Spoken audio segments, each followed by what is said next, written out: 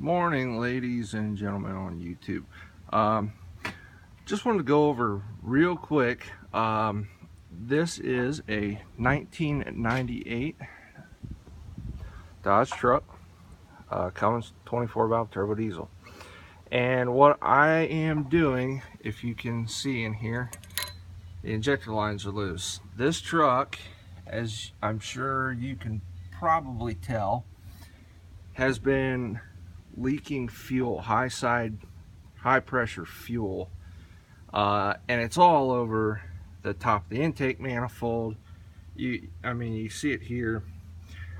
This truck was my cousin's truck. I bought it off of him, and it has, ever since he has owned it, which was 3-4 years, it has had a leak. I told him a long time ago that I thought it needed crossover tubes. Don't know whether he ever actually did them or not, but I don't believe so. Supposedly, the history on the truck is supposedly it has had RV275 injectors installed in it. Now, this being a 98, if they did install injectors and did not change the crossover tubes, 98 had a early 98 had a non-reusable crossover tube. So they recommend that you go to the later crossover tube, which is the reusable type, anytime you're breaking the fuel system down or you're installing a different injector, so on and so forth. It became readily apparent to me why this truck was leaking so badly once I started pulling the tubes out. I have all 6 tubes out now, and I'm gonna kind of show you. This isn't, I'm sure, gonna work real well with the camera here. It's not gonna want to focus, but this is a come on, this is a used crossover tube, and this was a set I had on the shelf. And they don't look too bad. I think I'm going to use these. They've got some marks on them from where somebody removed them out of a truck. That's not necessarily a big concern. The main concern is the seating surface here and the seating surface here where it mates with the injector body. Now, if you look at, let me pick one of these guys out. They're all pretty much garbage. Let me see if I can get you a clear view of what these look like. Camera's messing with me.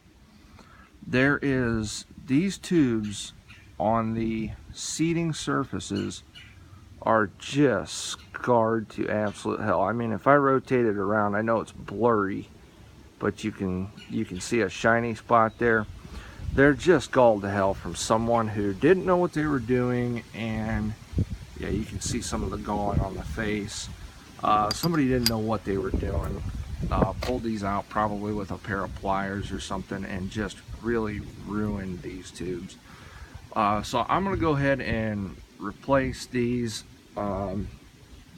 These are a major high side leak point on these trucks. The design is not what I would consider a great design. It works.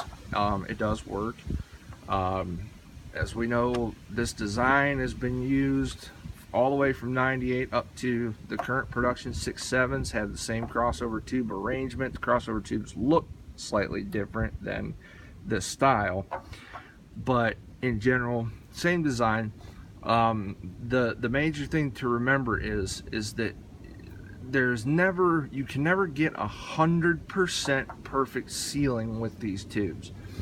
They always leak somewhat. They leak at the interface to the injector, and hopefully they leak very little at the interface out at the connector tube and the nut.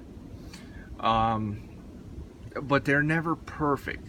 So to give yourself a fighting chance, you want a tube in there with a really, really nice surface finish. New tubes have very, very nice surface finish, as well as the end of the lines, which I'm going to check all of these lines to make sure that there's no galling or anything on the end of the line.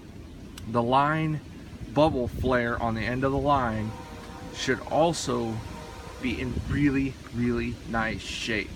If not, you're creating a potential leak point. This truck had a rough idle. I'm 100% convinced that this is the reason for the rough idle.